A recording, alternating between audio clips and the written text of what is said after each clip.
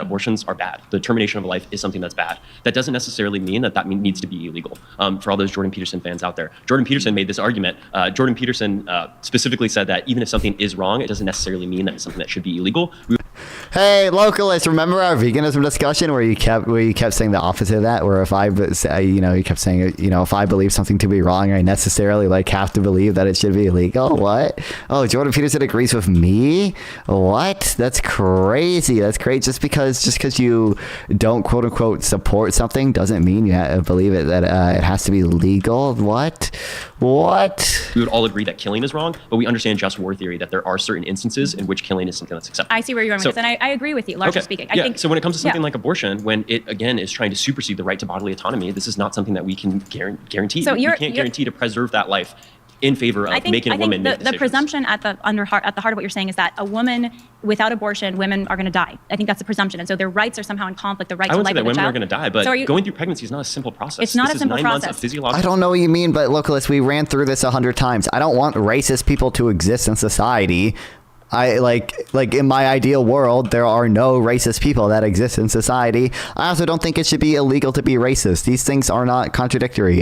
Jordan Peterson agrees with me, and Jordan Peterson can't possibly be wrong, right? He would never be wrong. Yeah. But with good medical care, you can care for both the mother and the child. And so my view is that you should not pit their rights against each other, but we should care for both mother and child, both as patients. It's not that the child's more important than the mother. It's not that the mother's more important than the child. It's that we care for both patients. Yeah, and healthcare professionals can do that when they put in the work. That's the beauty of having a pro-choice perspective, is because if women want to go through that, we absolutely should be providing. But that's an elective abortion that you're referring to. The woman is choosing it because of her own personal reasons for whatever they might be. It's because not it changes her body. Again, it's not a simple process. Well, if someone doesn't want to go through those physiological changes, they should have the ability to make that decision. To be clear, when you have a newborn child on your hands. Yes, those are not again, whether or not I quote unquote support something existing in society or want something to exist in society. I don't want racism to exist in society, right? I also don't think the state should mandate that everyone not be racist, at least in the state. I think it's justified for the state to mandate certain things, like, you can't discriminate on employment based on race, but I don't think the state should mandate, compromise on the principles of free speech and mandate that everyone not speak in a racist manner, right? Even if I don't want, racist speech to exist in society. In my ideal world, there would be no racist speech because no one would be racist or whatever. That doesn't entail that I support the state using force to mandate something be illegal, because it can conceptually be the case where something is bad, but it gets even worse if the state despite that, outcomes are not maximized when the state uses force to coercively prevent people from doing it, right? That changes your body too. That child needs to nurse. That child needs to feed off of you. This is something that you can give to an adoption facility. You don't have to go through that yourself once the baby is born. When you are changing your body, that is not something here's the bottom line as I see it. Based on policy that you're advocating for. Parents have natural rights and natural responsibilities. A parent has a natural right and responsibility. The responsibility for a mother does include letting that child grow and not killing that child before the child can survive outside of the womb. So you're saying it's a de facto that is a guardianship. natural responsibility. Is that what you're it is, and arguing? that's how we all started our life. But it's and not that's because the child has a right to live. Thank you.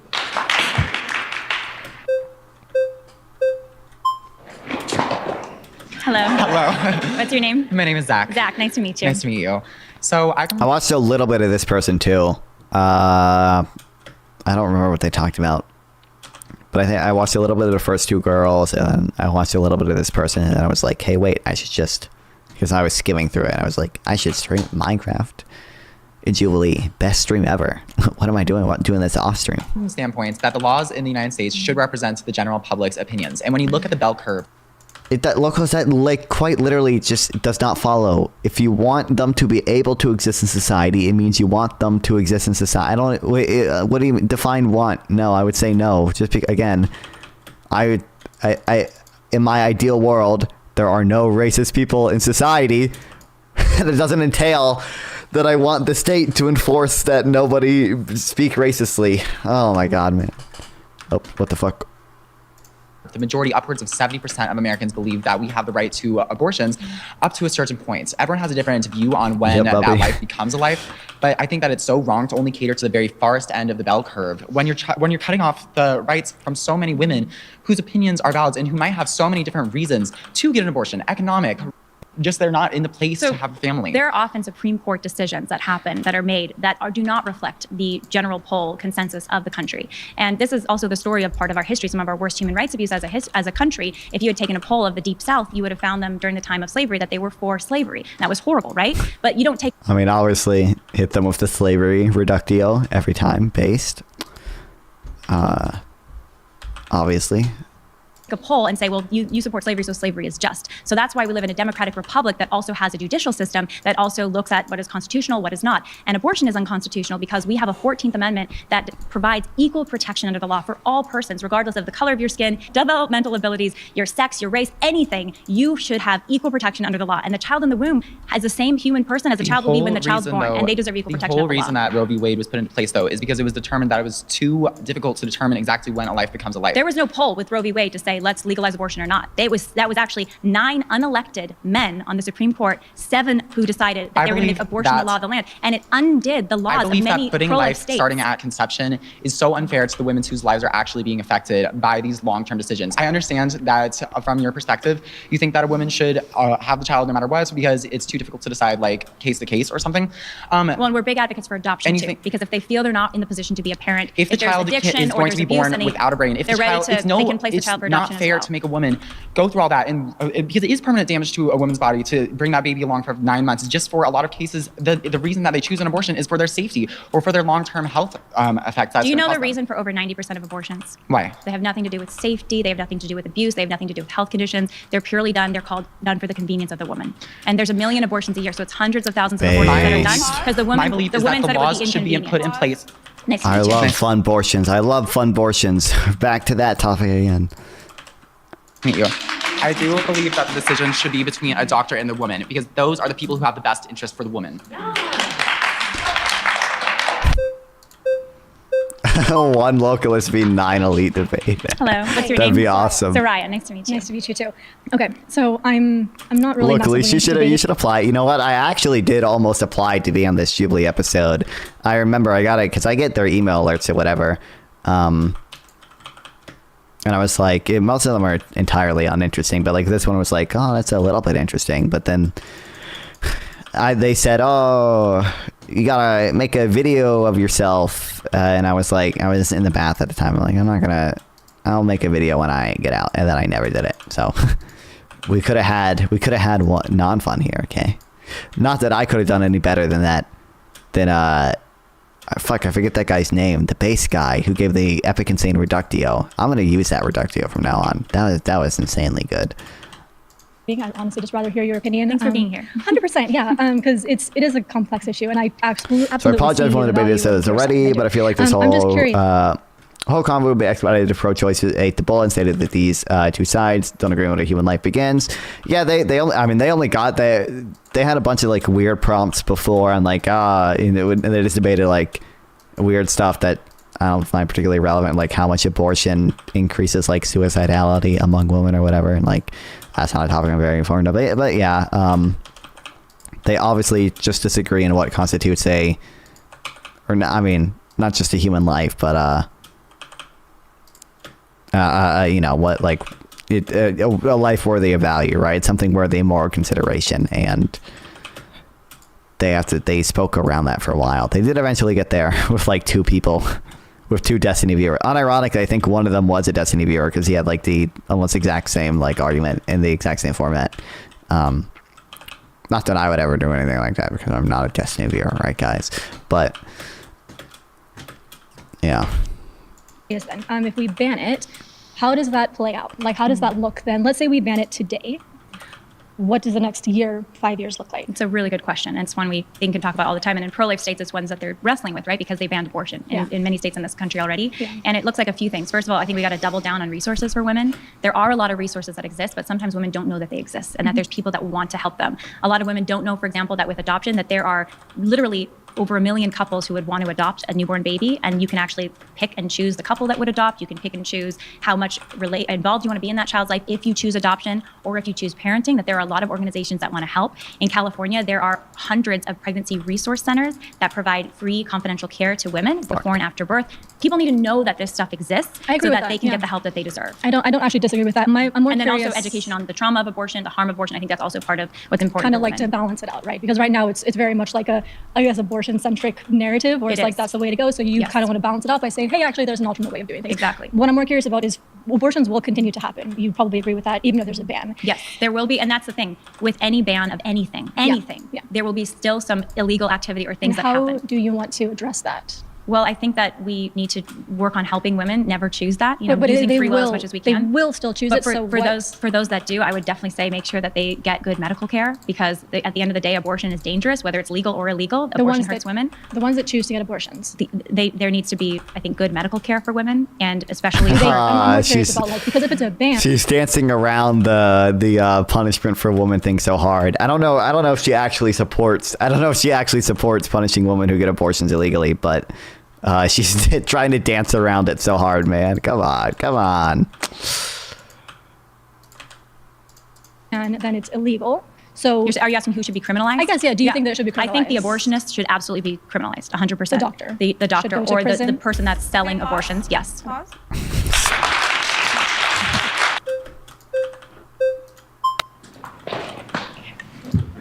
Hi, Sassy. Hi. So we were just talking about, you brought up the fact that you think doctors should be, what was it? Liable if they commit abortions. Now, because it's murder, in your opinion. Yes, just like there are already statutes for illegal abortions. My question to that is just to be clear, there's already statutes for illegal abortion. Yeah, I know. This is another thing, by the way. I think I've mentioned this 3 times. Leela is religious. She believes in the soul. She believes the soul enters the zygote at the moment of conception. As much as like she'll give her secular arguments, you're never going to change her mind with a secular argument, because she is religious and and believes in the soul coming into existence, the moment of conception. Like, you're never gonna beat her in a like secular argument. We're never gonna actually get her to agree. I mean, she'll engage with secular arguments, obviously, but statutes against infanticide, etc. Okay, anyway. But with the doctors, so do you think the doctor should be sent to prison? Like, if this is murder, why don't we treat it like murder? It should be treated because like it's not. Well, then if I hired a hitman to kill my husband, I'd still go to prison even if I didn't pull the trigger. Anyone involved do you think that's a good thing or a bad thing? Well, I don't think abortion is a bad thing, so I don't think that would ever be on the table I in understand my that, world. but I think, yes, there should be penalties for people So that kill what other do you think people. should happen to me? I had an abortion when I was 19. So what, in your mind, in your perfect world, what would happen to me? So if abortion were banned now, I wouldn't want it to be retroactive for people that had abortions in the past. No, I'm talking about, let's say I have one Well, I think tomorrow. that's an important point. Like, no. If you had an abortion and it was banned. I'm talking about now, because this is who affects people now. Yeah, so what do you think? If you think it's murder and you want to call it murder, why aren't you treating it like murder? So you're saying because what you do is actually villainize and shame women, and that has ripple effects throughout society. So in this scenario, you're saying if abortion was banned and you went and had an abortion tomorrow, you're asking me what I think should happen. I want to know. Do you think I'm a murderer? Well, here's the thing. I would want to know, did you know that was a baby that you were killing? Yeah. Well, yeah. Do you think it's a baby? I'm aware. Hit him with the pedophile reductio. I think it was Parker who did it on Jubilee before.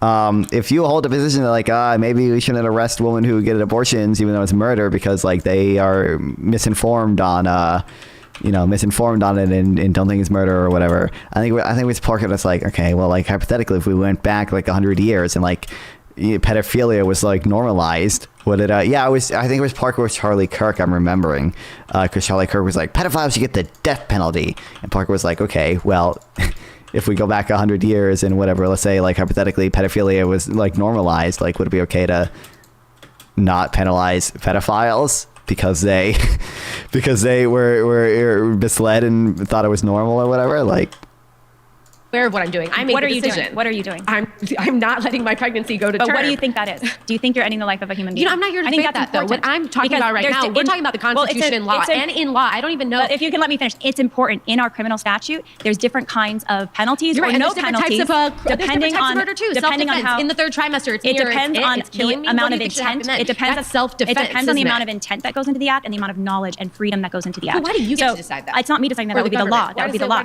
Because the government's job is to protect human human rights. 51 And the years ago government that we had protects the right to children. choose? The government's job is to protect human rights, and that includes the human rights of children. Just because I'm a newborn baby without the it's not a child. What I'm is sorry, it? I'm so sick of people If it's not calling a child, it what a is kid when it? it's not a kid. It's not. What is it if it's not a child? It's a zygote. It's an embryo. It's a fucking fetus. It is not a child. I'm done. And I'm also done hearing you call women murderers. That embryo or that fetus has a mother and a father. Not if they What does don't that want make it them? to. Wow. Owned.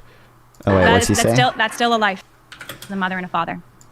Not if they What does don't that want make it them? to. That's still a life. It's still a life. According to you, nobody in the And scientific your life is community valuable has and even their life is decided on valuable. when life starts. No one in the scientific community has decided on when life That's actually inaccurate. starts. You can open any human So biology you know type. that 96% of scientists in this one poll say life starts at conception, and I'm gonna pretend like that is something that actually entails moral value, even though I just got insanely reductioed on life entailing moral value because I couldn't answer whether I would prefer. Even after she literally, it's so funny that she explicitly said, I don't know where she thought he was going, where she would actually answer, yes, I would prefer a world with less rights violation than a world with more rights violations. Just to have the guy say like, oh, so would you prefer a world in which a newborn baby is shot or a world in which 10 zygotes are killed? Like, oh, that's such an insane, perfect reductio, dude. About when they come together, And it will there's this tell you beautiful at the flash moment of light that fertilization, happens. you have a unique single cell embryo that's a unique But it individual still human has to life. go through utero. It still has to go through all these phases. Well, okay? and you looked a lot And then different when you were a newborn baby than you look now. We all look different at different phases in our human development. When you're a 10-week-old embryo, you're supposed to look like a 10-week-old embryo. You're not going to look like a newborn. You're not going to look like an adult. Okay. Human development, you look different at different stages. Thank you, Sophie.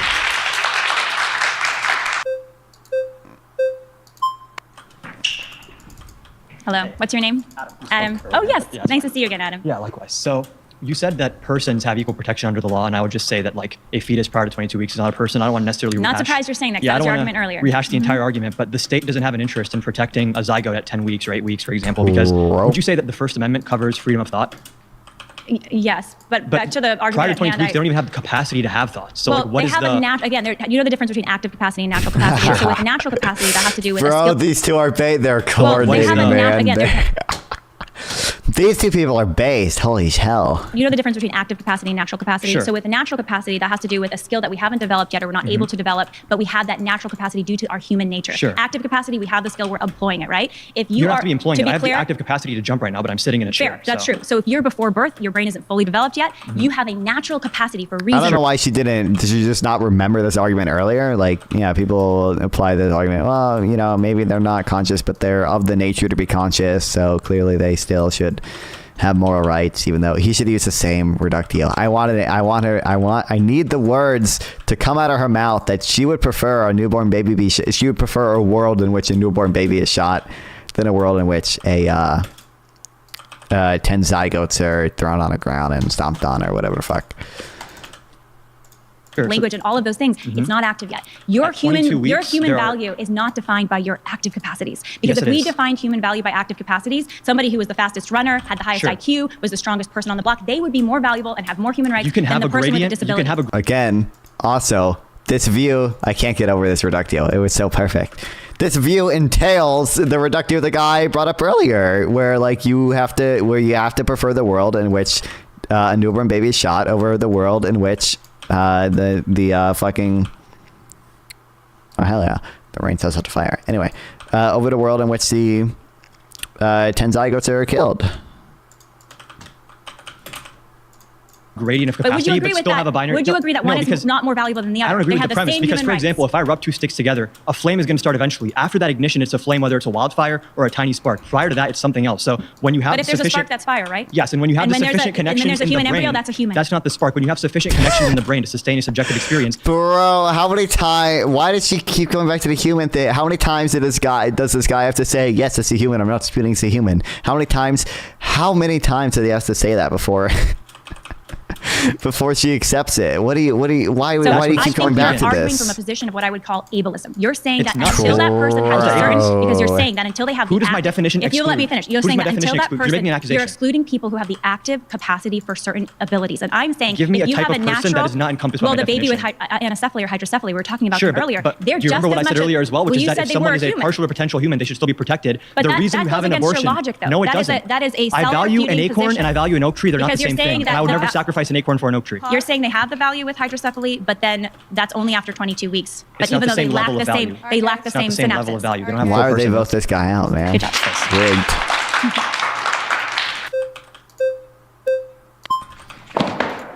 Hello again. Hello, Julia, right? Yes. Thanks for the follow. So you had mentioned that regardless if it is illegal or not, women are still going to get abortions. So how do you justify the fact They'll that have far less if it's illegal. The abortion rate goes down dramatically when it's illegal. they're not going to report if they're doing it illegally because there's going to be repercussions? So why not? God damn it. I hate these arguments so much, man. Like, obviously, abortions would probably go down if abortion is illegal. Shocker, shocker, yes. Obviously not crazy to think that. And obviously, even if they don't have to report, criminals don't report the crime that they do. We still can have estimates of how much crime goes on based on evidence we find and based on like victim reports and like Prove that live births go up in states where abortion is illegal. That is the fact of what has happened after Dobbs v. Jackson, and some of the trigger laws went into effect and some states made abortion illegal. So we know more women are having babies. So even with unreported illegal abortions, natural capacity seems like nothing but to me. Also, they'll Do you become a understand person that later in the future. people when Great, they we can know count that them as person abortion then. is illegal? Well, she's defining personhood based on natural capacity is her argument. Like she's defining personhood being based on like, oh, you have this set of DNA and that DNA grants you the passive or like the natural capacity for it makes you of the nature to be rational or of the nature to have thought. And I mean, yeah, I would agree. It makes more sense just to define personhood when they have the more active capacity of actually being sentient than just the potential for sentience as again, because I mean, one, I think the reductio that guy gave earlier, where like if you support a world of where all humans have equal rights or whatever, and you're defining a person or all persons that have equal rights, and all persons are just like anyone with the human DNA, you'd have to say that like, oh, I'd prefer a world where one newborn baby is shot over a world where there are like 10 zygotes that are stomped on. I think that's obviously just absurd because there's clearly a lot more suffering in one world where the newborn baby is shot. And then you could, well, I mean, a lot of times when people run like the human, thing, you could say like, well, what if there was an alien race that was like exactly as sentient as us? Would you entail them rights? They're not human, but they still have a high level of sentience. Or, you can run the like Schmooman argument, where, someone who sounds exactly like a human, thinks exactly like a human. In fact, you could even be a Schmooman, but nonetheless has different DNA. Do you still entail them rights? Although she might just do the same. She might just do the same, like, well, they're still of the nature to be rational, regardless of whether it's human rationality or alien rationality. Or that women have more Let's say a baby is born but isn't sentient, or doesn't have the magical neural pathway at 9 years old. Is it okay to kill them? Like anything that's not sentient, I wouldn't entail, like, or anything that has never reached sentience before. I wouldn't entail more rights to. I don't know. I like when you say like 9-year-old. How about immigrant baby rights law? I only give the right to an abortion for asylum seekers. That's for illegal immigrants only.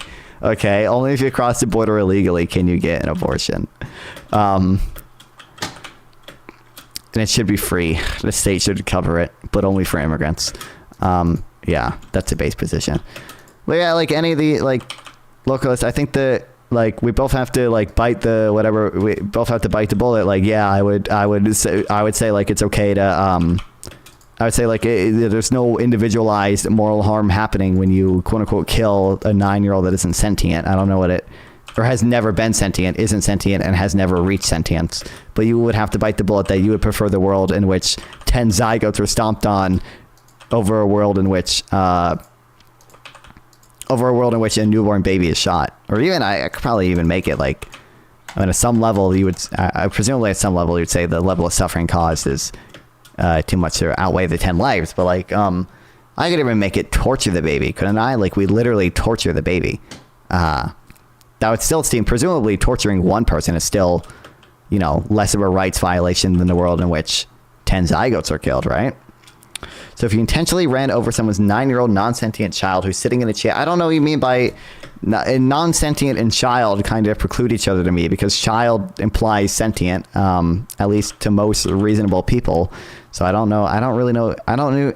Again, and also you have to specify whether they've ever reached sentience, because I would value a human who has at one point reached sentience. I would any human who has at one point reached sentience, I would entail like a future like ours property to, where they are entitled to a future like ours, so they still have value in the sense that, like, you know, they're entitled to the future like ours. So it would still be wrong to deprive them of future sentience or whatever. But I don't even know what you mean. You have to specify more. Non-sentient 9-year-old child. Those preclude each other to me, because I would say child implies sentient, and then specify whether they've ever reached sentience. Why do you get this? Why do you get to impose your judgment of his value? I mean, one, because I'm right, but two, I'm also not even doing that. You recognize there's an asymmetry in that. My pro-choice position, if you believe all humans are morally valuable or whatever, you don't have to get an abortion. But if you don't believe that, you're still allowed to get an abortion. But also, like, if I think I'm right, which I do, I will argue from my position. I don't have an issue with, quote unquote, imposing a position that I have a high conviction in being right. Like, what does your parents think he has moral worth, but not you and Uncle Samuel? I mean, again, they don't have to get an abortion. I don't know what you mean. But what was I going to? When you say lifelong vegetable, I mean some quote unquote vegetables still have sentient experience. Like, and you have to be more careful there than like just a vegetable, because I would say vegetable and sentient, magical neuro. I don't even, Locust. I've literally said I don't even know when fetuses are sentient. I literally don't know, because I've never looked that far into it. And I'm not a neuroscientist. I have no clue. It's somewhere, but it's somewhere. I've never seen anyone really say it's later than like 20 weeks. But like, so it's probably somewhere earlier than 20 weeks. But I don't know. I really don't, Localist.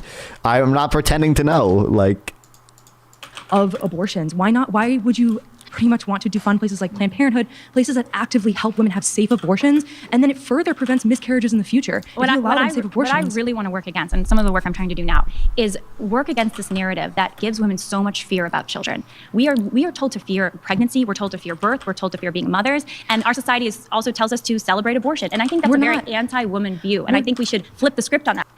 All unborn babies one day before sentience is subhuman, no moral worth. I mean, I don't entail, when you say no moral worth, I do entail some moral worth to potential sentience, but I wouldn't say there's an individualized harm in, or I would say it's just as wrong to kill that non-sentient human being that has never reached sentience before as it is to prevent the parents from having sex, right? Those are both like equally potential sentience to me, right? Like, I wouldn't say, I mean, obviously you're saying potential sentience in one day. So, I mean, maybe you could make an argument like one is imminently sentient and one is not imminently sentient. But I would say, yeah, it's just as wrong to prevent parents from having sex as it is to stop a zygote from becoming sentient, right? Like, I wouldn't view these as that different, right? Even if I entail some value on future sentience, I would say, yeah, it's not like an individualized harm there. Like who is harmed, Localist? Who is the subject that is harmed when I kill a zygote, or not a zygote, when I kill a fetus one day before sentience? Instead say, actually, our superpower as women is the ability. Like, in my view, there's no moral subject there, because they're not sentient and have never been sentient. So to bring life into the world. Our superpower of women is the power to choose. That's feminism. The power of choice. If you want to be a mother or you don't want to be a mother, that's feminism. If you want to be a stay-at-home mom, you want to go to work. But the difference, my friend, is when you're pregnant, you're already a mother, and we can't deny the scientific reality of that human life. That is a human life, a child, a son or a daughter that has rights too. If you force women to have pregnancies and you force women to basically change their entire life, we're not forcing the men to do that. Well, I think we should force the men to do that. Okay, great. Well, have you met a man? You think they're going to do that? They're not going to do that. They're really not. But what you're getting at, which I think is a really good point, is that we have this sort of approach in our society when it comes to sex and relationships, where men and women, and a lot of times men, I don't want to just say men do this, women do this too. Half of these debaters are cringe, okay? Where we treat this very maybe casually. We have this all backwards. Instead of looking at sex and relationships as something really beautiful, something you commit to for life, you sacrifice for the other person, you love that other person, And then if you conceive a baby, you love that baby, you fight for that baby. I think that is the view we should be moving towards as a society, instead of sex being casual. If you get pregnant, just have an abortion. There were two non-cringe debaters, and both of them were men.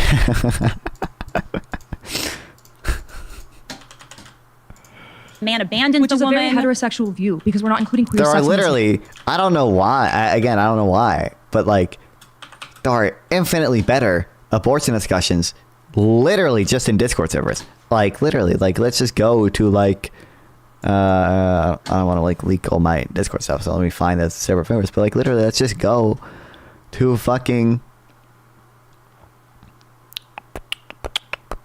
where is it?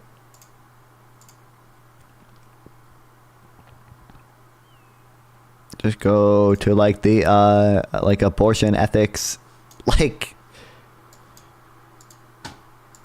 thing, and oh, this isn't a debate channel thing here, but like there's plenty of people who like have actually like read like philosophy papers and like will constantly like cite like different philosophy papers at each other and actually use like formal logic and actually like do all these things, and like it's so much more meaningful than like any of the stuff that happens here.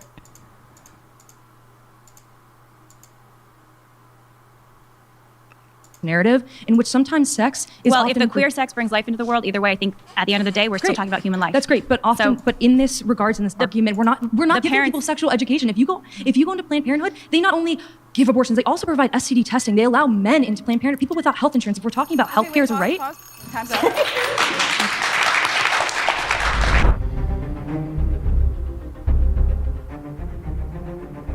There's several of you I'd love to keep talking to, so I really appreciate Please, everyone if you're not a coward, doing if this. you're not a It's awesome. coward. I actually would love to chat more with Dana. I think she's behind me. No, I was gonna say, if she wasn't a coward, she would have chosen the guy. I think like Evan was his name or something, or Eric maybe. Oh no, yeah, Evan, I'm pretty sure. Coward.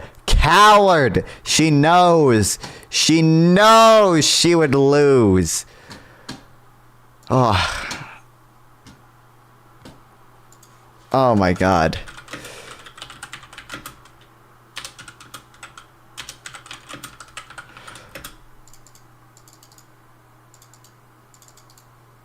Am I spelling that right, or is it?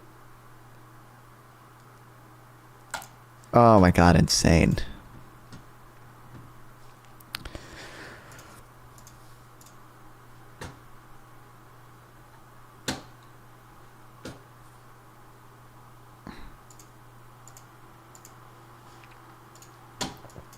Coward. Why do they talk for 20 fucking minutes?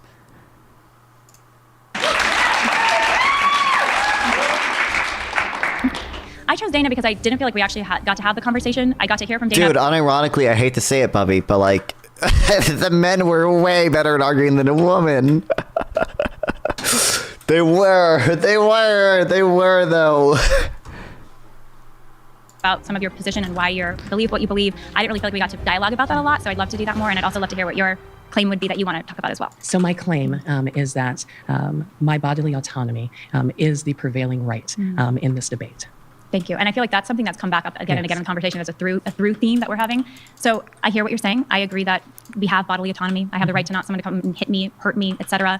But there's a very unique relationship when a woman is pregnant with another human life, with another body, and that's her son or her daughter. Whether she wanted to get pregnant, intended to get pregnant, when she's pregnant, there's that unique relationship that springs into existence with the existence of that new human life. And a few times it's been said today, well, the science doesn't matter. We're just having my opinion, my personal story. The science does matter a lot, because science can help tell us what is real and what is not real. And science does tell us when human life begins, and it doesn't magically.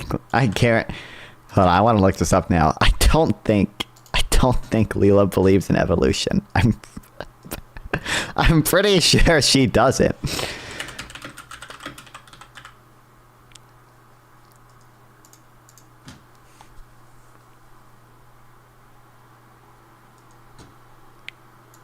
This was 3 weeks ago. Yeah, our Adam and Eve, our biological ancestors. I'm pretty sure. Well, I'll skim through some of this, but I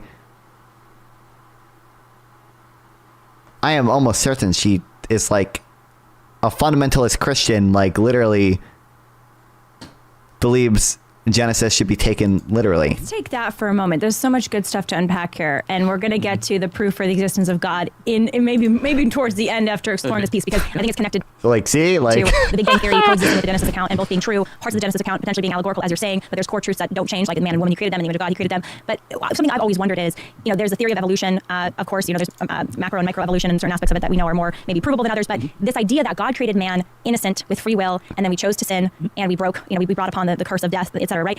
How does that fit into the scientific reality of the origin of the universe and the origin of humankind? Were there two initial adult human beings that dropped out of nowhere? Were there maybe 1,000 of them that God just created as adults potentially, that then were given the choice whether or not they were going to obey, and then disobeyed, and that disobedience carried on for generations? What's your take on that? Well, by the way, I have a book called Science, Reason, and Faith, Discovering the Bible, put out by our Sunday Visitor Press, OSB Press. I have this explained in the first 3 sections. Yeah, she literally does not believe. She believes in intelligent design.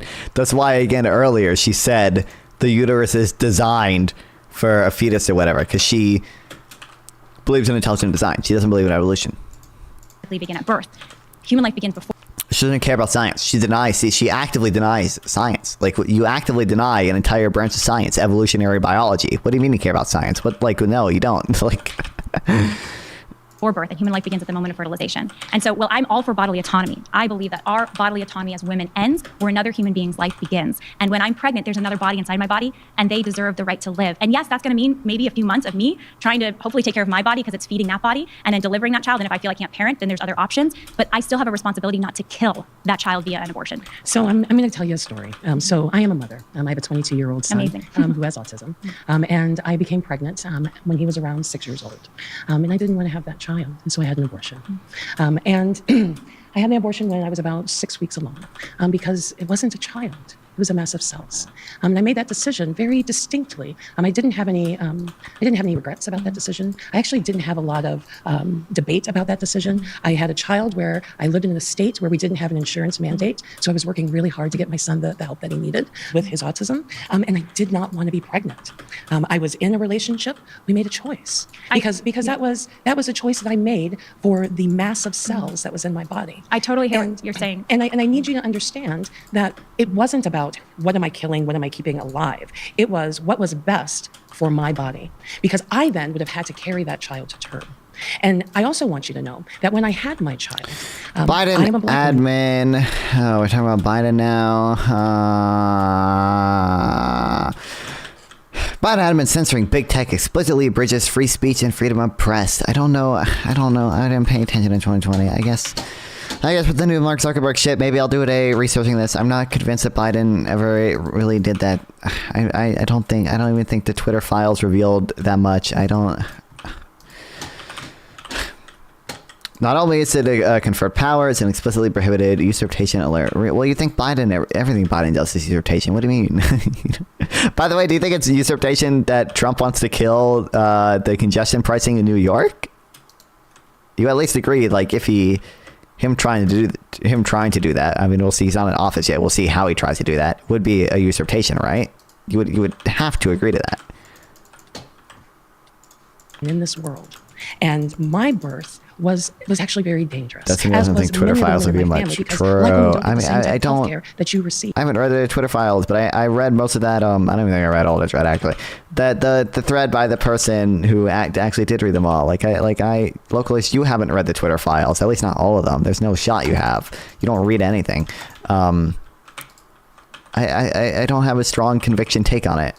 Like what? I'm just telling you what I think. Otherwise, I would say, I know.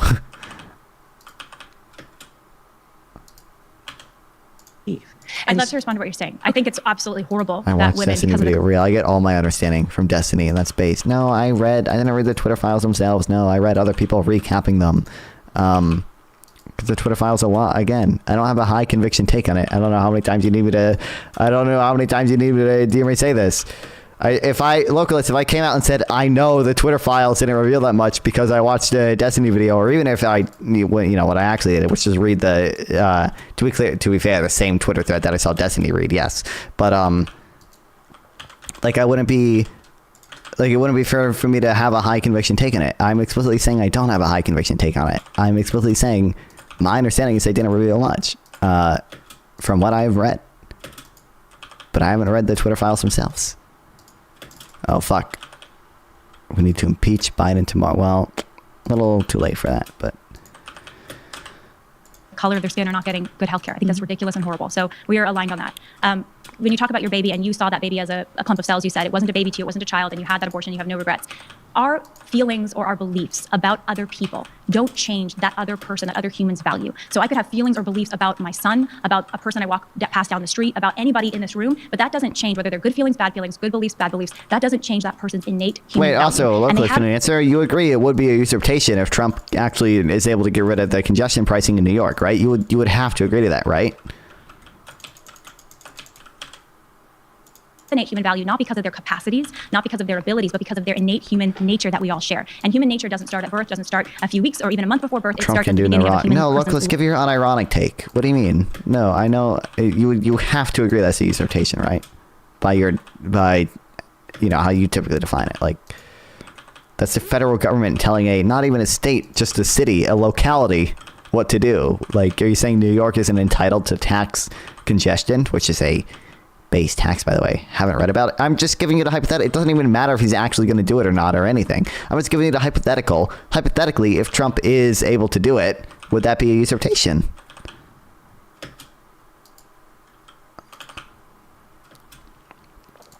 I could even say it doesn't matter. Like, is it hypothetically, if Biden did it, would that be a usurpation? It doesn't really matter what I'm just asking a hypothetical, like,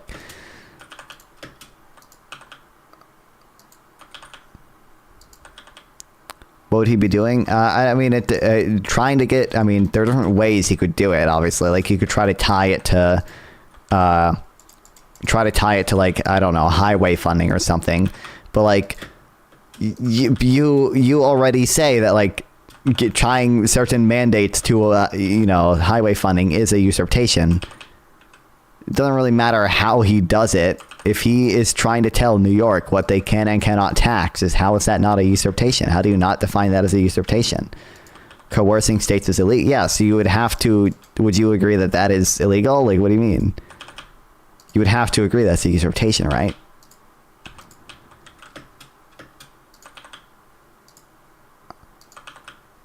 Forcing states is also... Wait, can you just answer my question? Why are you so incapable of this?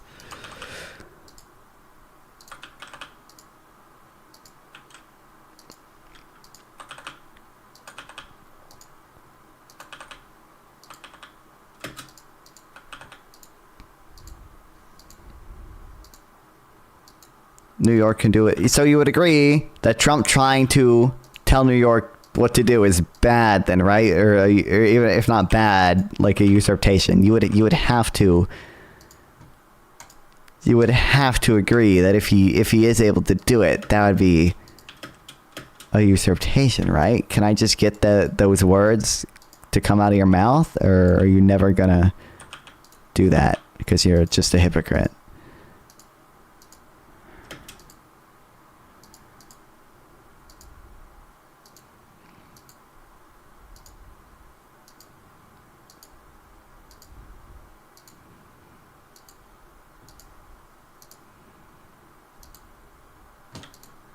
Boys are gonna munch. I'll see you in a bit, Bobby, then. Thanks for stopping by. Look, this is not gonna answer. Wait, what action could he do that isn't a usurpation? What do you mean? If you think that coercing states or forcing states is illegal, and you'd find like force and coercion as like just like would it be? Here's the hypothetical, okay? Answer this directly, localist. If you don't answer it directly, I am unmodding you, okay? If you do not answer this directly, I will unmod you. If President Trump says, we are not going to give New York highway funding unless they remove their congestion tax, would you say that is a usurpation?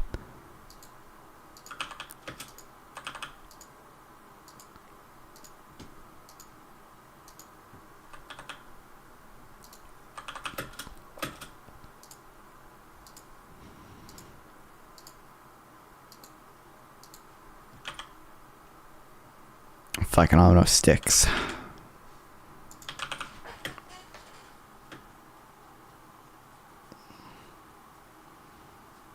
Yes. Okay. Thank you.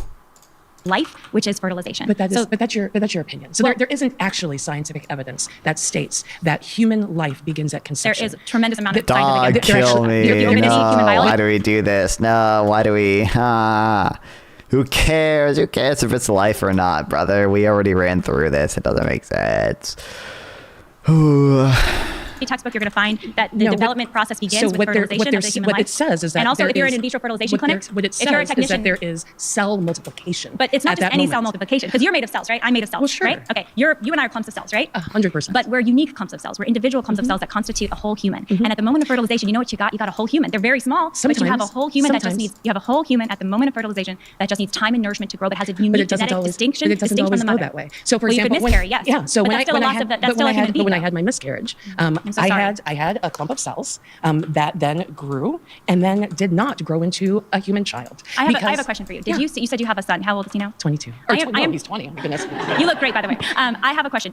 I'm just curious, because you're talking about the baby you miscarried, the baby you had the abortion of, and you called them clumps of cells. Did you see your son when he was unborn as a clump of cell, or did you consider him as a cell? I didn't consider him clump of cells. You did or you didn't? I did, absolutely. Okay. Absolutely. So for you didn't really feel connected to even him until he was born. So I knew that until he was actually out of my body, that there was not necessarily a live birth that was going to happen. So because I lost a child, and I understood that having a pregnancy does not mean that you have a live birth and a baby at the end. That is absolutely true. And so for me, that choice about what is happening to my body. Were you sad after the miscarriage? I'm just curious. Or were you kind of feel fine afterwards? Because I had a miscarriage too. I felt deeply sad by it. So women feel differently. I was ambivalent. Okay. I was not ready to have a child. And I was going through a divorce at the time. I'm sorry. Yeah, no, it sucked. It sucked, But yeah. also, it was okay because I was not ready to be at that point. And I didn't even make that decision. My body made that decision for me. I hear everything you're saying, but here's the reality. You're strong. You are the one when you're pregnant. If I get pregnant, I've been pregnant now 4 times.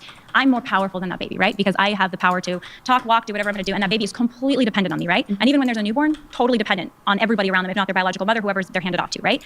It's incredibly important for rule of law, for justice, for human rights, that we are especially careful to protect the rights of those that are dependent and weak. Because if we live in a society that just says the strong get to choose what they want because they can, that's not a just or a loving society. And that's why I'm so pro-life, because that baby, you're right, they're totally dependent on the mother. Absolutely. They're completely unable to defend themselves, speak for themselves. And that's all the more reason why we as a civil and just society should care about their right to live and, by the way, help that mother. It goes 2 and 2, right? Because you can't just care for the baby and not care for the mother. You got to care for them both. And when that is a viable life outside of my body, 100%. Well, we should care at the beginning of human development. That's my position. Yep, and wait, okay, no, you know what, maybe, okay, they kind of have a disagreement on what we should value here, okay, maybe they'll actually have that conversation, of what, what life should we value, what life shouldn't we value, okay, maybe they'll have that conversation, maybe, and women who are pregnant need extra care too. It's not like you just get care when the baby's born, you should get extra care before. Yes, they do. Because you're carrying a new life. While that is still in my body, this is my body. And that is my choice about what happens to the things that are in my body. That is the choice. Here's a question for you. Your womb. What is the womb designed for? A woman's uterus. What's it designed for? It is designed to carry a clump of cells to eventually, sometimes, grow a fetus. And how did you start your life? Come on. I mean, first of all, it's again. First of all, designed because again, she believes in intelligent design because she's fucking retarded. But anyway, what a cope answer from the other woman though. Are really designed sometimes to maybe bring you know what she's asking, you know what she's doing, man. Come on. Come on, where were you before you were born? I was in my mother's egg sac. I'm aware that you think that look close. Right? No, I was in my mother's egg sac. That wasn't you yet. An egg is not you. The egg was a part of me, and then the other part of me was in my dad's, I guess, testicles. So, I mean, it wasn't you yet, because you is when there's a whole human, right, and a unique individual so when I was born, identity. Then was me. But the science shows. Come on, the science shows at the moment of fertilization, sperm egg fusion, the science doesn't actually show that. It does show that you have unique individual genetic identity that's distinct from your parents. The science shows that when an egg is fertilized, that there is cell multiplication. But what kind of cell multiplication? It's not like skin cells. Well, it's not skin cells. What is it? It becomes skin cells. Well, it develops its skin eventually. But what is it? What is it? Come on. What is it? It's a mass of cells. But what is it? It's a human embryo, right? Well, yes. That's developing rapidly. But it is a clump of cells. But we already said we are clumps of cells. You're kind of using that pejoratively, like, oh, you're a clump of cells. You can be aborted. You can be miscarried. It doesn't matter. Who cares? You and I are clumps of cells. It's a little dehumanizing. You're being a little dehumanizing. Yes, I am being dehumanizing because it is a clump of cells. We are clumps of cells. You acknowledge that. Yeah. So you're not wanting to dehumanize us, right? Why wouldn't you dehumanize us with that term? Because until you are actually outside of my body, there are no rights. Because if there were, my friends, but I keep asking you why, and you keep saying just because it's in your body. Why does that there would child already have be rights? laws on the books. And currently, there are no laws on the books that say that anything that happens before that birth means that they are not actually live. That's actually an. I mean, first of all, like, just because there aren't any laws in the books or whatever doesn't mean you don't think people have a right to it or whatever. But also, like, we have abortion. What do you mean we have abortion bans? So what even do you in mean? states like California, there's such a thing. There has been such a thing until recently, last 2 years, as illegal abortions. Are you aware of that? So even in states that are blue states, there are illegal abortions where it says, yes, before birth, this is a person that has some rights and we're going to protect them. And similarly, if you're So Scott that's an Peterson, illegal medical one procedure. other example. It's about the medical procedure, another not example, about the actual here's life. another example. So Scott Peterson, he killed his pregnant wife, Lacey, and their unborn son, Connor. Connor, in your view, was just a clump of cells. He wasn't burned yet, but his dad killed him. Should he have been penalized for killing both his wife and the pregnant part of his wife, the baby, the boy, his son, Connor? No. So you think Scott Peterson should have got off scot-free for killing his 8-month-old unborn son? Scott Peterson should have been penalized for killing his live wife. But not Connor. Connor had no Connor rights. was not alive. So if I Connor was in her body. So if I'm a woman, Connor so if a was in woman's her body boyfriend and was not a human being with rights on this planet. This is very dark because you're saying if a woman is pregnant and her boyfriend alive, slips drugs into her drink to force an abortion on her, she wants to have this baby. He puts drugs in her drink. Would you say that there should be no penalties for that man and what he did to her? Against the mother's But you just said the baby body. is not born yet, so it has no That is rights. against the mother's body, not against that. That child does not have rights. It's just a does drug not designed to have kill the rights. baby. It's just designed to kill the baby in her womb. But it's designed to harm the tissue that is in her body because that's her body. So you're saying It's it would her have been body. wrong. Scott Peterson should have been given penalties for killing Connor. For harming Lacey. But not for harming Connor. For harming Lacey. So if a man... So Connor is a part of Lacey, then it's harming Lacey. So if a man kills his girlfriend's unborn baby, he should not be penalized for killing the unborn baby, only for harmed in some way mother. harming her. That's time. Thank you. I mean, I thought it was great. I really appreciated everyone coming and giving it their Come best. I on. think we all Please let Evan speak. Please let Evan say, I ethically owned her and this bitch didn't pick me because she was scared. tried to have conversations Come that on. were meaningful. Come and on. I think this is oh, the most wait again. Sorry. I shouldn't. Yeah, I call everyone bitch, okay? I'm trying not to demean women, okay? My bad, chat. Don't cancel me. that we're facing as a country. I thought it was really interesting, myself as a mother, to talk to another mother who's on the other side of this. I was disappointed, though, that I didn't hear any arguments I hadn't heard before, just doing this activism for 7 years. I wasn't going to change her mind, and she wasn't going to change my mind, which is often the frustration going into these. Do you need me to be PG-13 or no? Okay, because I think Lila's... She is okay with holding a 10-year-old down, making her give birth, but she's gross. That's what I think of Lila. There were some women that shared that they had had abortions. Obviously, that can be really raw. I think that goes to one of the things that we try to spread awareness about, which is that abortion does hurt women, that abortion leaves trauma. Honestly, I wanted to swing. I really wanted to swing. Your whole lack of empathy and you telling me that my child should be standing right here, like, I promise you could have gotten Jerry Springer real quick if y'all had allowed it. You absolutely know nothing of this experience, which is why I like that a lot of the black and brown women really got in her face about that. She felt like she had no choice. She was saying I was drug addicted, or I don't remember all the details of her story, but if you felt like you had to have this abortion because of domestic violence and poverty, is that really a choice? So I firmly believe that Dana and Zeke were the strongest debaters in this. Mason's really well informed. Mason's really smart. Two that really stood out to me were Cece and Dana. Miss Dana, hands down. Just to see someone who had been through what I had been through, but older, and having that wisdom, having that patience. Being able to have an opportunity to push back against a They narrative are all that is sleeping on harmful Evan. to What do you people with mean, bro? uteruses, I think is always a valuable space. Is there a middle ground where abortion is okay in some circumstances? I would say no. These are lives, human lives, and it's life or death for that Is child. is this just what people, or do they talk this way because this is what people care about more? Am I the weird one? Am I like the weird like philosophy bro or something? And like no one actually cares about those arguments. They care more about like the random like anecdotal like personal experience. Am I? I feel this dumb. Know that there will ever be a middle ground, because what I'm talking about is healthcare, and what she's talking about is her emotions. Honestly and truly, yes, we can find a middle ground, but there has to be a lot less shaming from pro-life people, because I don't care what you say, I'm not a murderer for choosing myself. And honestly and truly, I believe if it was her children in this situation, she'd have a completely different tone. They often do. I think it's incredibly important to have conversations with people that you disagree with, and so I'm really grateful for everyone that came today, and I'd love to do it again.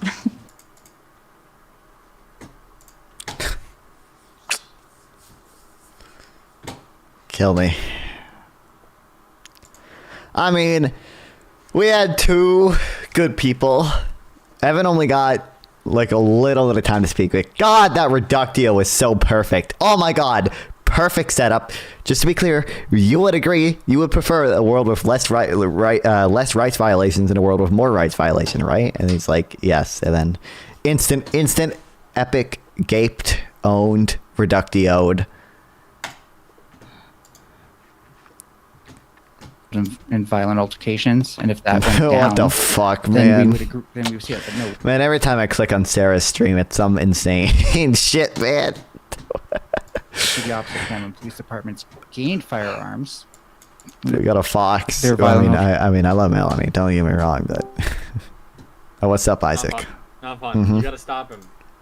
You gotta Stop stop him. who? Not fun. Look at what Localist did. I know. Banned abortion. Yeah. No, don't worry. I unbanned it because I removed the ban. Yeah, because I'm an ally to a woman. You're so based. You're so based. My 6'1", 200-pound of pure muscle. I know. So based. I know.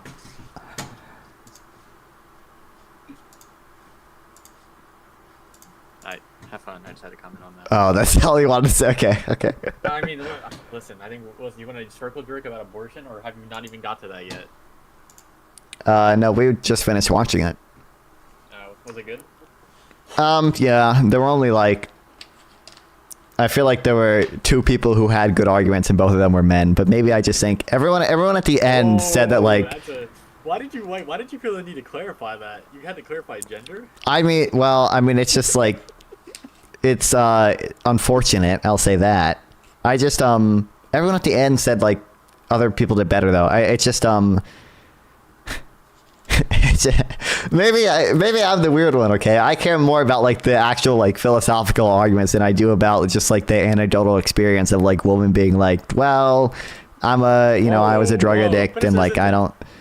What, the anecdotal experience of women who are like a drug addict and like like it's like anecdotal experience of women being raped. I was like, holy shit, we're going out strong. well, I mean that too. I mean like realistically, like am I gonna care more like if you cite a philosophy paper at me or just like or if you have been raped in the past? Like I don't know. In terms of. Do you remember when we were talking about like debate strategies going forward? And I was like, nah, you have this problem where you bite bullets. I was like, the stuff you say, well, I agree with a lot of it. Okay, I think the problem is you don't do a little bit of hedging first. And you just kind of like dive in, and sometimes it feels like you kind of. Dude. Like, well, I do agree with this, so I'm just gonna say I agree with it. It's like, no, but people don't usually say that. Let's pull back a little.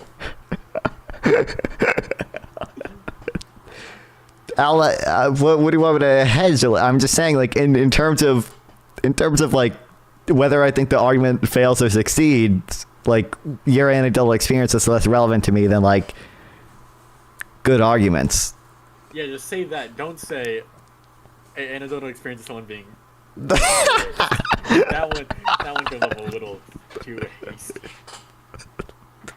Maybe. Oh, good. There was this really good. This one person, Evan, did like. I think he did really good. He had this really good really good reductio. He set it up perfectly. He asked a pro-life person, Leela. He was like, to be clear that like you value human life, right? And she was like, yes. And it was like, you don't think that we should violate the rights of any humans, right? She was like, yes. And he was like, okay. So would you prefer a world with less rights violations than a world with more rights violations? And she was like, yes. And then the insane reductio. It was perfect. So you would prefer a world where, 10 zygotes are thrown on the ground and stomped on or whatever. Like, I have a petri dish of 10 zygotes and I destroy it. Over a world where I shoot a newborn baby. And like she would not answer it, bro. She did this insane cope of like, well, emotionally I might feel one way, and it's like, and he every time he did this perfectly was like, I'm not asking you like what what you would do like emotionally. I'm just asking you which world would you prefer on the basis of it having less rights violations. And she was squirming, bro. It was perfect. I think you popped the baby in the face and then stomped the zygos. Yeah, exactly. Yeah. I prefer both. Yeah. Okay. Wait, are you streaming?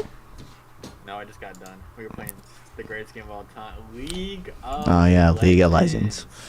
Use that experience to help people. But then even if they have, and I think I can go to sleep happy. All I needed. Okay. All a man need for real. I didn't check. I haven't checked Twitter recently. We're gonna bait and couple into liking me, and we're gonna make fun of you. I got no I don't think it's gonna work, man. Dude, I don't think I can make him believe. I can make him believe. Dude, I've had dreams. We need to Sam Cedar him, okay? You know what I'm talking about? Yeah, I do. Yeah, yeah. I really want to do that. I'm not. Listen, no one in chat knows. I think it would be really funny because like, let's have a cool like talk about this, and then I switch into you.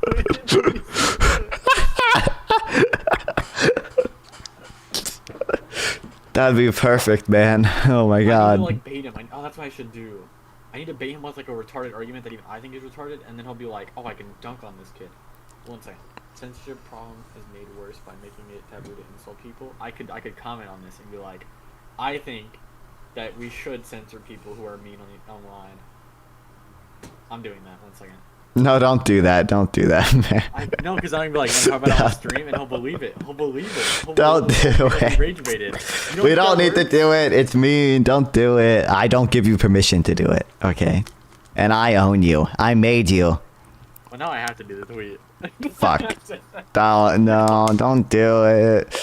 Don't do it. You're gonna like comment on it. He is baiting you. He is trying to switch you. Yeah, I will. I will. He's trying to Sam Cedar you, bro. And then it's gonna be like reverse psychology, and then he's not. And then I'm gonna actually Sam Cedar him with Manar, and then he's gonna be like not ready for the amount of retarded argument that we're gonna go to.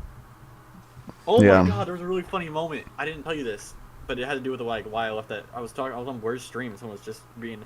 He was like fighting us on like this idea of consciousness being in the brain. I was like, listen, I know we're not definite, but I think it's like pretty sure there. And I was like, wait a minute, are you just religious? And he was like, yeah, and I was like, oh god, this conversation doesn't go anywhere. And then he was like, what do you think that, bro? You're just like a cringe, like Reddit, like liberal. I was like, no, I was like, True. Like, a text that I'm never gonna be able to like convince you off of. And yeah. I was like, you agree, like whatever you're gonna fall for is like completely anti-scientific. He's like, well, Western science, obviously, and I was like, wait a minute. What religion do you follow? And he was like, Islam. And I was like, listen, I'd rather believe in that than I'm like a 9-year-old. And then we're arguing about and then, I'm throwing shit. Because the minute someone's religious, I don't care about, listen. Sure, yeah. As in, like, people I respect, okay? I'll just rage bait. And I'm doing all that. And then I'm like, hey, bro, I got a guy you would love. And I copy him and paste Menar's YouTube. And he goes, he's my friend. And I was like, I fucking knew it. I fucking knew it. Dude just happened to be a friend of Menar. Of course. Menard gets around, I guess. I mean, are you gonna join the Raging Tomatoes live call? Are you gonna call in? I don't really. I mean, they're doing an open panel afterwards. I don't really have a position on gun control, so everyone there would know more than me. I don't know if I would. Is the panel gun control? Yeah, they're having a gun control debate, and then they open the panel up, and usually, the open panel will, jump around a bit, but usually it stays basically on the topic. My idea on gun control has always been like it's weird to like. My problem, okay, is that like when I'm gonna be quick because I don't want to fucking sit here and talk about guns. But it's like I feel like whenever you're banning parts of the gun, the way they ban parts of the gun stuff, and I don't know if you've ever really looked into it, it's just really wrong. And if you ask any Republican, it's really funny because they'll always tell you like, well, the reason it's hard to define it's just hard to define like what gun parts are, which is really funny because they're a Republican. And like one of their main things is like, define this really socially constructed issue, and it's so easy to define. You can't define it in one word. But then when you're talking about guns, they'll make the liberal argument. Well, it's kind of hard to define what something is, and like when they're making it, they can like switch parts around, and you can easily find loopholes in it. And I was like, I just think it's always crazy. So I don't know how I feel about like banning parts of guns. My biggest thing that I will always be for is like what Australia has, the mental background checks, and that's really about it. Everything else I'm pretty agnostic on, but mental background checks I feel like should always be a thing. Yeah, I would say background checks and like. Some people are really against red flag laws for some reason, but red flag laws seem to make sense to me. Pretty big, yeah, but I don't have high conviction takes on gun control, so. Other than those two things, you should be high conviction those because they're just common sense. What do you have a high conviction take on the TikTok ban, upcoming TikTok ban? I think it's stupid, but I think that like the right of a government to ban an app should probably be given to the government. Well, I mean, if they, I think most people agree with that. It's just whether or not TikTok is actually using data maliciously or whatever. Like, oh, it definitely is, but so is every app. Well, I think the concern with TikTok though is specifically China is going to be accessing it. Which are they going to ban like?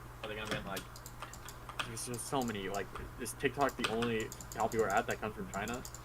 No, I think that the way the law is written, I think it's only been applied to TikTok so far, but it does actually apply to other things too. So like I think theoretically like Temu could be banned because they're probably harvesting data too. It's just only been applied to TikTok so far, but I don't know, we'll see. I think also the concern is TikTok's like, you know, media sharing, so like if there's Chinese influence on it, maybe they're promoting a pro-China message or whatever. I don't think that person. I've never seen anything that's very pro-China on TikTok, to be fair, but. I mean, I wish like the whole like court arguments right now are all about like whether it violates the First Amendment. I'm like, it's about whether or not like the government has the right to do it. Yeah, and it's like I wish they went over the evidence more because there's like a little bit of evidence that like they're doing something. Like there's like statements from like one person that like the CCP has access to the data. There's evidence that like that's proven. Yeah, that the dude testified to that in court. Oh, I didn't even know he testified it to in court. I thought in the ceremony. I thought whenever he was asked, he was like because like the way the economy works, like if the CCP. I think the question that was asked, I could be completely wrong though. I could be completely gaslighting and lying to you.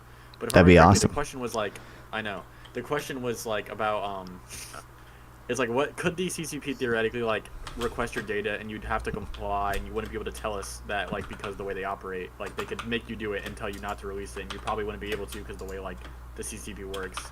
And he like really weaseled around that answer. He was like, "Is it theoretically possible that they requested like the data and you gave it to them? Is that a possibility that could happen?" Weasel around that, and he was like, "If it did happen, is it possible that they could require you like not to disclose that?" And you weaseled around that one, and that was like, really yeah. Okay. There was also it might have been the same person, it might have been a different person, but I think it was probably a different person because there was a person who made a comment to The Guardian, and he was talking to The Guardian, I think anonymously, and was like, yeah, the CCP can access the data, they have some like backroom access or whatever, but he wasn't weaseling out of it, like he like came out and said it to The Guardian, so it's probably a different person. But there's some evidence kind of like maybe some like manipulation. There's basically one paper by some think tank that's like comparing the ratio of hashtags about, you know, China neutral topics on TikTok versus Instagram. And it's like, you know, for a lot of China neutral topics, the ratio is like 2-to-1 because there's more users in Instagram. But then for like Ukraine, it's like a lot bigger, there's a lot less pro-Ukraine stuff on TikTok. And there's like a lot less pro-Israel stuff and a lot less pro-Taiwan stuff. And especially when it comes to like the Uyghurs and like Tibet, it seems to be pretty heavily skewed. So, but I don't know. I don't know if that's enough, but. And the point I would make is, well, I don't know about for Taiwan, but for like was it pro-Palestine stuff you said was promoted? Yeah, pro-Palestine. Yeah, there's like for a lot of these stuffs, I feel like these are just like the young popular positions, right? Yeah, I know. Yeah. That's like pro-Palestine was being promoted more than fucking pro-Israel. Yeah. That like older than 25 people don't use. Yeah, exactly. Yeah. So it's like there's probably more. I mean, some of the smoking gun they think it is. Yeah, well, some of the hashtags, like there was like a hashtag like Stand with Kashmir or something that like has like 200 million like hashtags on Instagram, but like none on TikTok. It's just like banned, and it's like, okay, well, like clearly they banned that hashtag or whatever, but maybe, I don't know, maybe there's other hashtags that they have banned too that are like China neutral, and they, for whatever reason, they just ban controversial ones that are similar to Stand with Kashmir or whatever. So I don't know.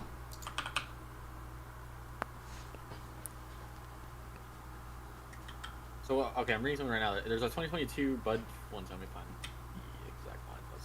But apparently in 2022, BuzzFeed released something June 17, 2022, and it's leaked audio from 80 internal TikTok meetings shows that U.S. data has been repeatedly accessed from China.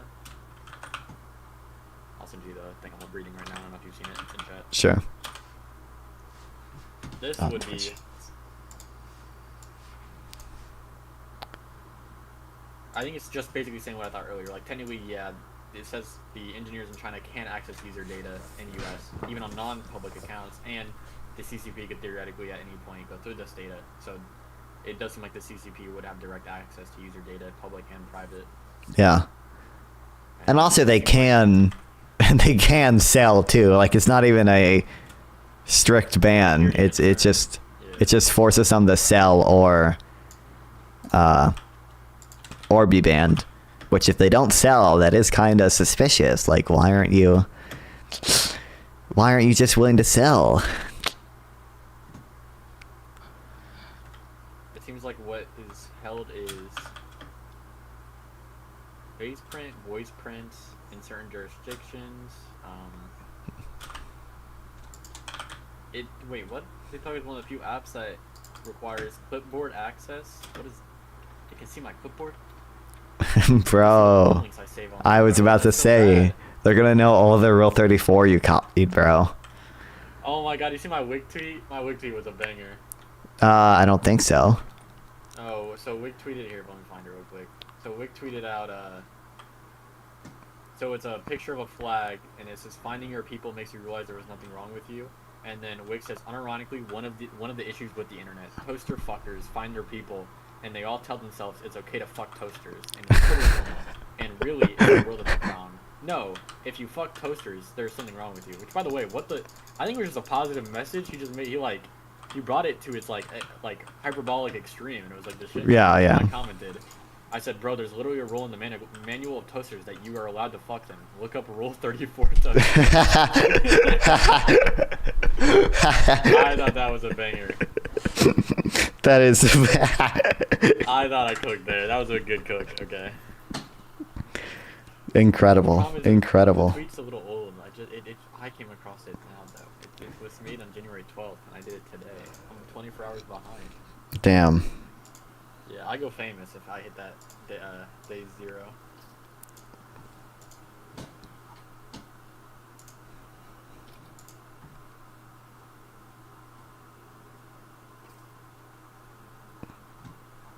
Also, non-fun. I was gonna make a joke about this, but okay. I don't want to be rude, so I'll damage myself first. Okay, we both both of us. Okay, do you understand how funny it is that like let me find the video. Okay. Non-fun. We both agree we are tall and skinny men, correct? Yeah. Well, I'm not. Well, I wouldn't agree that I'm tall, but yeah, I am average height. I'm 5'7". Damn, I'm 6 foot. Damn, that's crazy. Oh my, sorry. Now I'm doing something funny about, and I'm gonna save that. Damn. Okay. Well, I just thought. I see how it is. Okay. I mean it in a funny way, but like I like the like what is a man in that panel. It's like all but like one dude is like not generally like the male masculine. Actually, maybe two. I didn't see that dude in the bottom right. It's like all of us. I do as well. That's why I was saying I'm gonna throw myself in there. We look like internet people. I'm not gonna lie. We don't look the best. Okay, we don't got like giant. We don't have like the general. What is it called? Like the masculine perfect type. Okay, so I thought it was really funny. The panel is like. I just thought it was funny. What, did they were making fun of me? Oh, did they make? I didn't even watch the video. No. Oh, okay. I just thought it was funny that it's like I don't think like I would aspire to be like any of like the 6 people. This is so rude. You wouldn't aspire to be me? Like physically, no. I'm already there, Nava. Me and you are in the same boat probably. Like our BMIs are probably within a of each other. Okay. I need to put on some muscle mass. Okay, I'm trying. I can't. Actually, non-fun. I learned that I need to just start drinking water. I'm not gonna lie to you, non-fun. I don't think I'm drinking a pure water. Okay, you can't judge me right here. I'm not gonna. I don't drink water, man. I don't think I'm drinking like pure just water in about a year and a half. I mean, I don't know when the. I drink like flavored water. Yeah, I almost never drink water. Water is just fucking lame. Like. Exactly.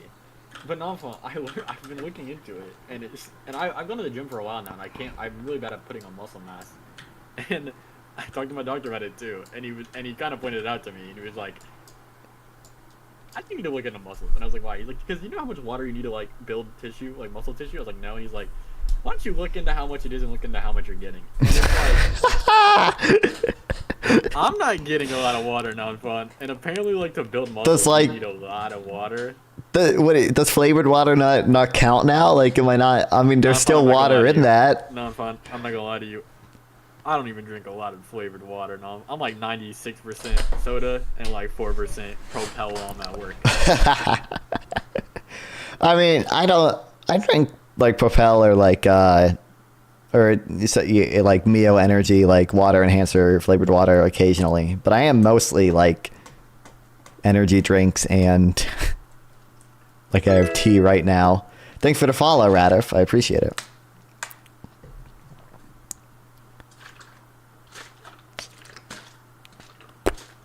I was gonna say, fuck, I forgot what I was gonna. Yeah, fuck it. Oh, yeah, this guy, one of the guys on the panel, Soy Pill, the guy in the bottom left. He said he was gonna gym pill me. Let's go. I gym pilled my fucking co-host. Whenever we do podcast now, we go to the her as an individual. Damn. Because there's a gym in my apartment complex, so we would go lift him. Trying to go through this. Or is there any AI tag of making fun of non-fun? I want to see when you got made fun of non-fun. Made fun of? Oh, I don't know. They didn't make fun of me that much. Listen, at least Fabian didn't say he could rape me this time. That is valid. You should have done a job. You should have been like, I don't think real men rape, or make jokes about rape. Maybe I'm crazy.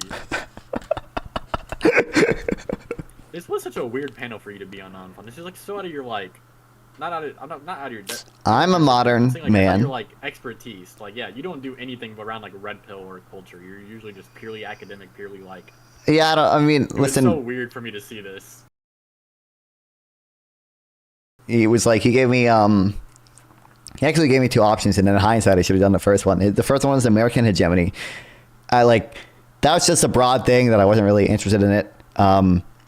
Now, what the panel actually ended up being was mostly talking about, like, you know, Trump threatening to fucking annex Greenland. And, like, okay, I'm more interested in that than modern men stuff. But I thought it was more general than that because he didn't specify. So I just did, well, I'm a modern man. I'm not going to turn down a Wick. I don't know.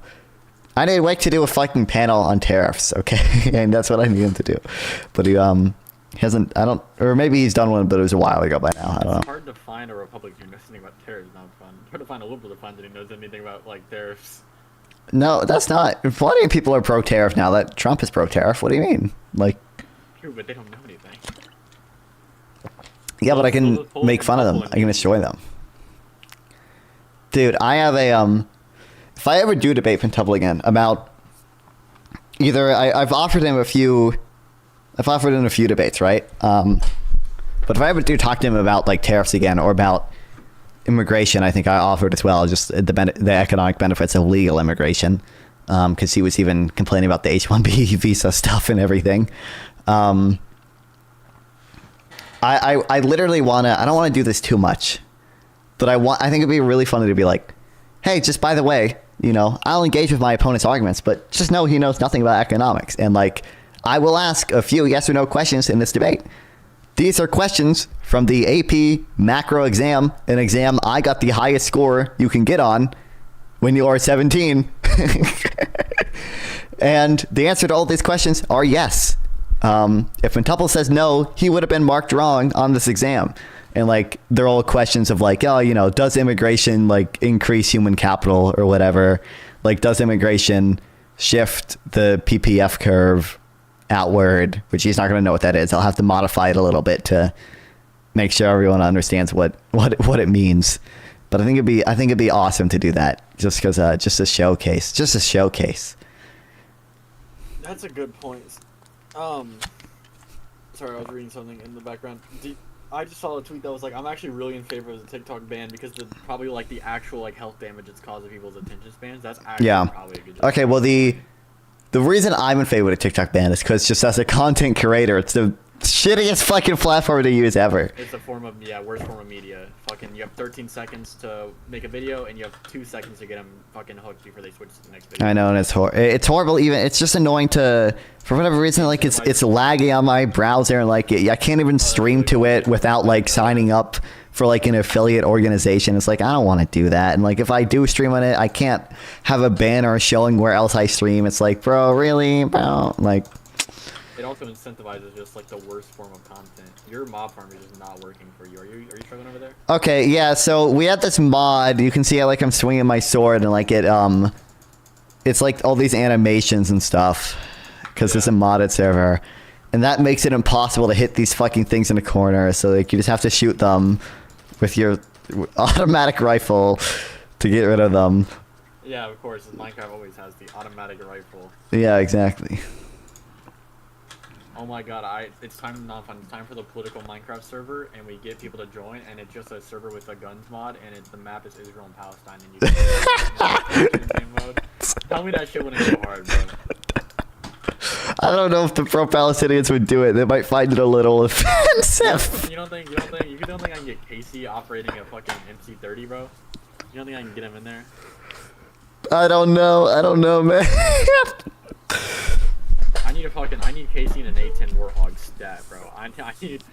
Oh fuck! Wait, no, he'd be on the fucking Palestinian side. I need him in. What are the Rust fucking helicopters called? I don't know. I don't play Rust. You think I don't have the? It's the mini copter here. I'll put you on Discord so you know what it looks like. This is what Casey would be operating. Okay. Casey in this. Hear me out. Hear me out. True. Yeah. Half the time, okay.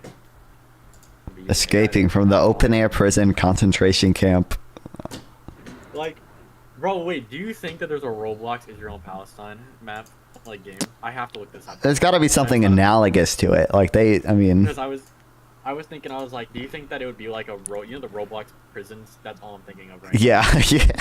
And now I'm thinking, like, do you think there's a Roblox map where you pray as a Palestinian, your goal is, like, to fucking get to the Sinai?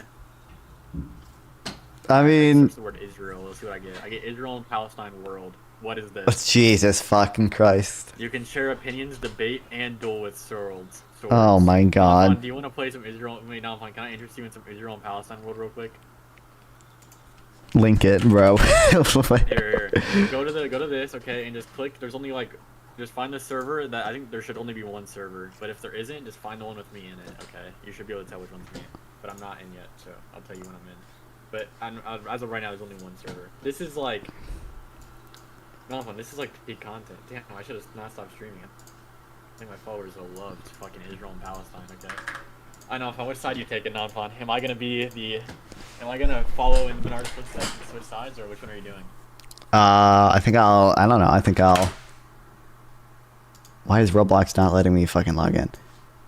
I mean, I guess I gotta be pro-Israel. I gotta still practice, you know, so... Win. Same account launched. Okay, well, if you say that, then why the fuck is it not loading? It said same account launched the same game, which is true. The first one wasn't loading, so I hit play again. There's only 5 people, so I assume I joined the fucking only server there is. Same account launched screens from a different device. This is the same device. You were lying to me.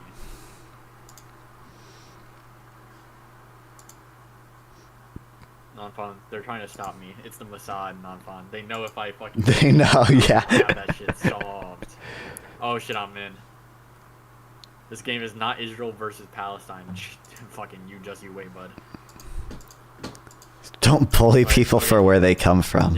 Israeli... Non-fun. We should be TikTok debaters. Isn't there voice... There is voice chat. I don't know if you haven't enabled it. Let's do a change my mind event in this server. In this server? Nonfun, where are you, Nonfun? What's your name? It's Nonfun11. I'm holding up a sign that says poop. I see you. Come here, Nonfun. I'm defending. Wait, let me get to the... I gotta get to the Palestinian side. 1 second, Nonfun. Oh, I'm on the Palestinian side. Fuck. Wait, how do I pull out a sword? Oh, wait, you have to be in the middle to use the sword. Nonfun, look at this. Look at me, Nonfun. Look at me. Look out. He has a gun. That's not fair. Non-fun. Is he repping like Israel like a? You think?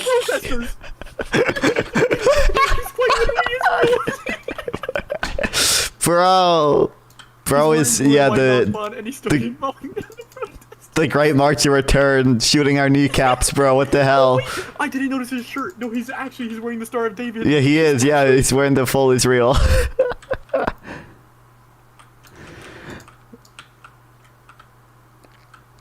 His name is Big Justice. Nonfun, someone just said some crazy shit. Where? Oh no. Read the signs.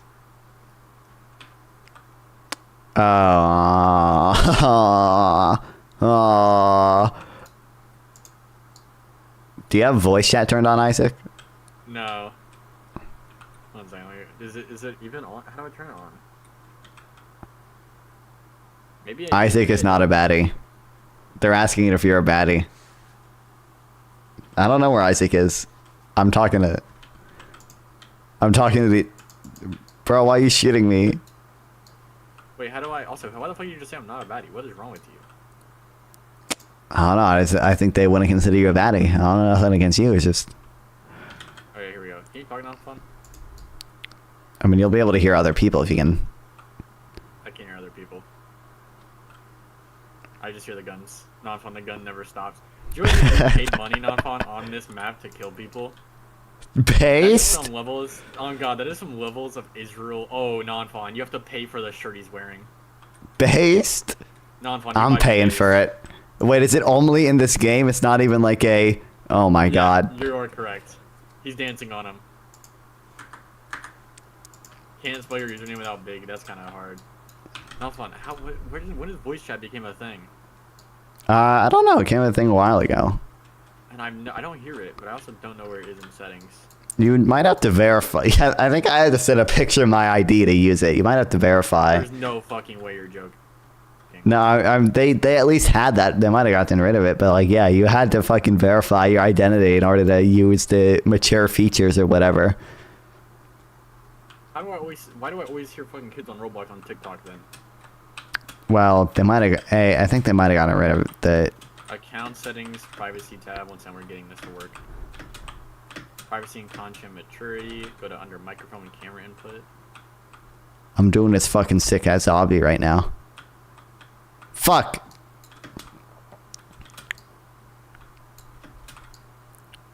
Oh my god, there's no... You have to do the whole obby in one run. There's no checkpoints. Are you kidding me? That's so based.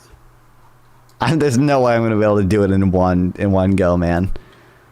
It would take hours.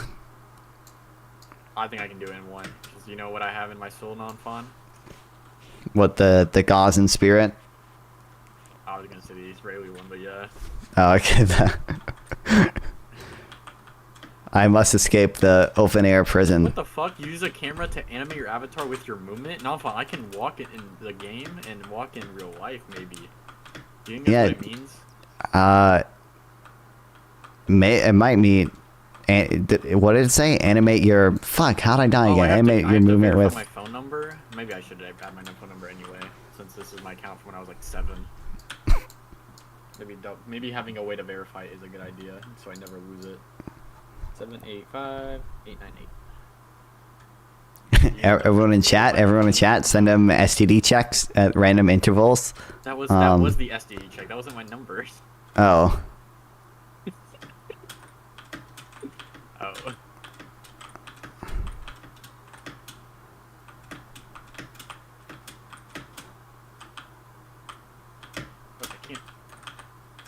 I just want to be able to yell at non-fawn. I just want to be able to yell at children. Oh my god, I hate this, the parkour where you have to jump around corners. I'm not good at it.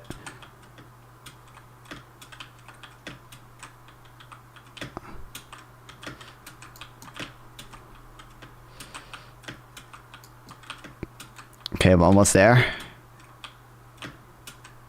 Alright, I made it. It's not that hard. I can get on this stupid swing now. I can put on... Can I even put these on? Are these... Oh, I can. I think we peaked with fucking Roblox. I don't think we can do better.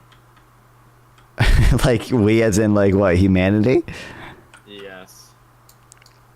Yeah, I think so, too. But seeing Big Justice mow down pro-Palestinian people, it does kind of bring joy to my heart.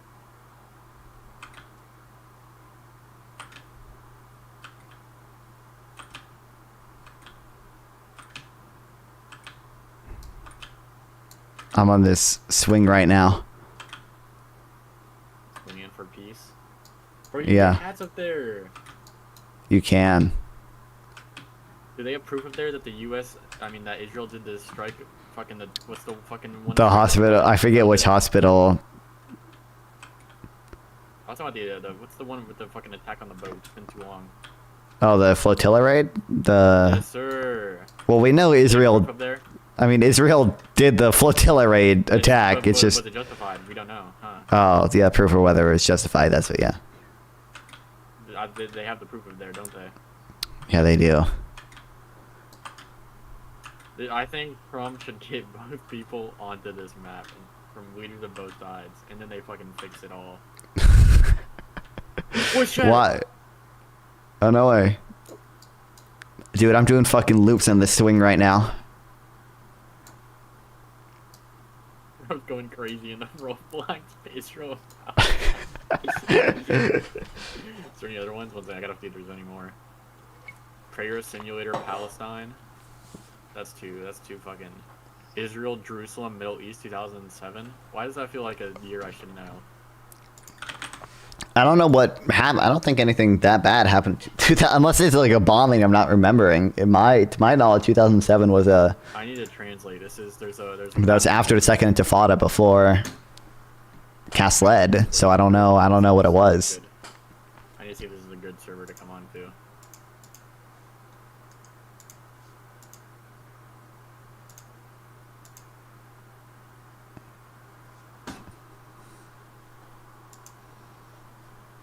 Oops, Google Translate did not respond. Please try again. What the fuck, Google Translate? You have pointed up. L. I'm white and uncultured. I need this. Non-fun, I'm getting closer to my sub goal. I don't remember if you remember what my sub goal was, because it was set a while ago and then I stopped streaming. Yeah, I have no clue. It's titled I drop a diss track on non-fun. Oh. I noticed that I was getting close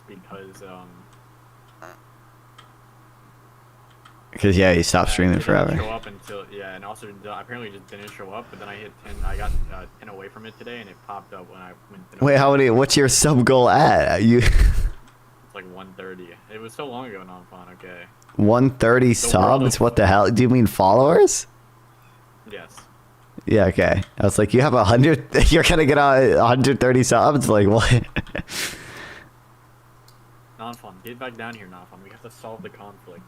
How are we going to solve the conflict when the people who get the furthest ahead just stay at the top? It's real. Uh-oh. Oh, I fell. I'm so based.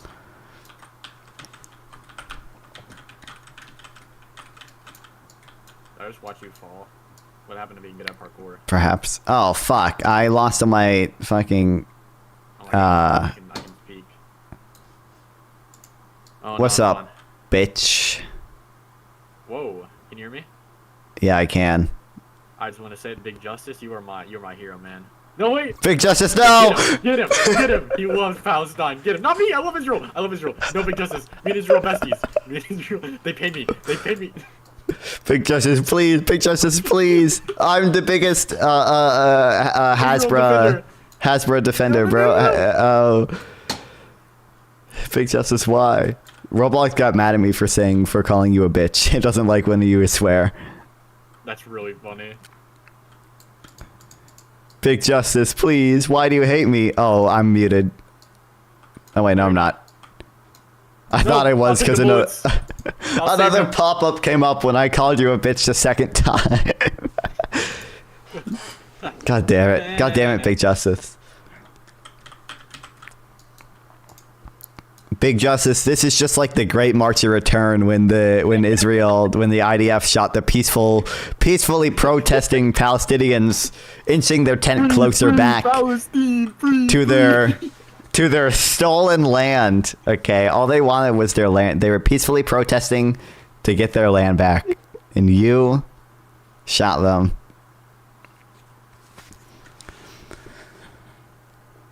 I'm reporting it. What do you think someone so young becomes so? How do you think someone so young becomes so defensive of Israel? Let's jump him. Let's jump him. He's in the middle. I mean, it might live in Israel. I don't know. Jump him, He's not gonna come in the circle because he knows he is. Look, he already just fought someone. Oh fuck! Fuck, you can't stab him. The game is actually coded well. God damn this. Oh, he's here. No, he killed me immediately. Yes! Oh my god, killed. He's dead. We killed him. And by we, I mean some random person walked by and stabbed him. Let's go. Oppression stopped. Conflict ended. We freed. We have freed Palestine from big justice. Bro, gunning down I like, bro, he walks around and he guns down the people with the Palestine flags and he lets the people live with the Israel ones. It's actually crazy.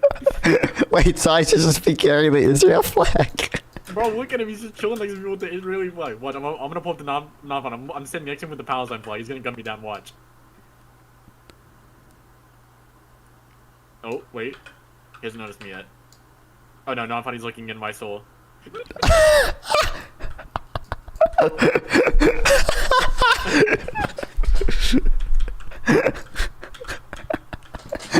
Bro, he can't hit.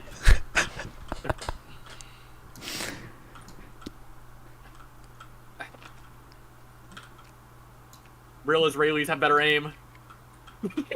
Yeah, the formal trading. Yeah.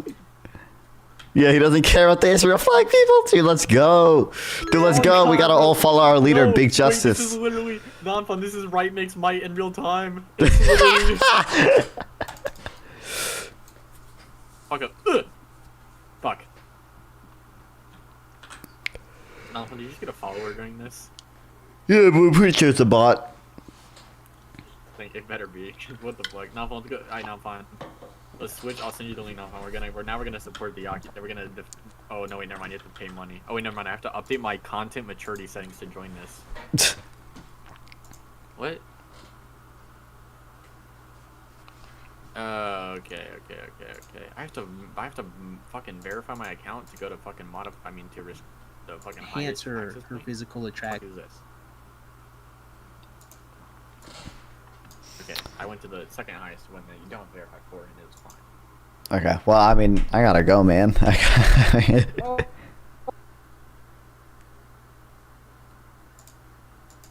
One second, I'm fine. I don't know if you can hear that, but that is my headset. No, I didn't. I heard you, like, scream. Okay, I can't hear you currently. Give me a second. I had to mute my headset so I can go and fucking mute this fucking... Okay.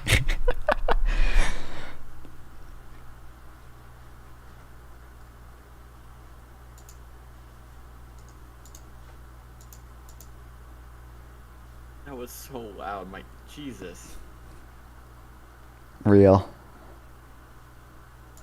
Bro, it was just some Islamic song playing at full blast. Based. Oh, this is not. That's crazy. It's gender separated non-fun. Bro, obviously in accordance with Islamic law, it has to be. What do you mean, bro? I did not.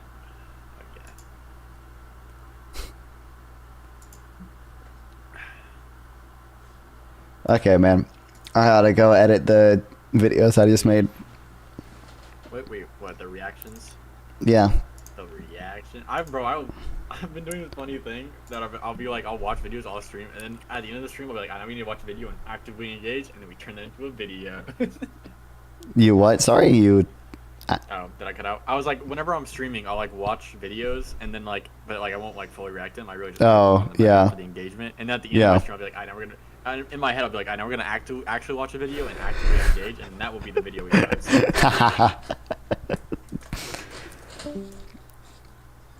Oh, goddamn, he just left. He didn't even say goodbye. Okay, well, goddamn. Free, okay, well, I guess that counts as a goodbye. All right.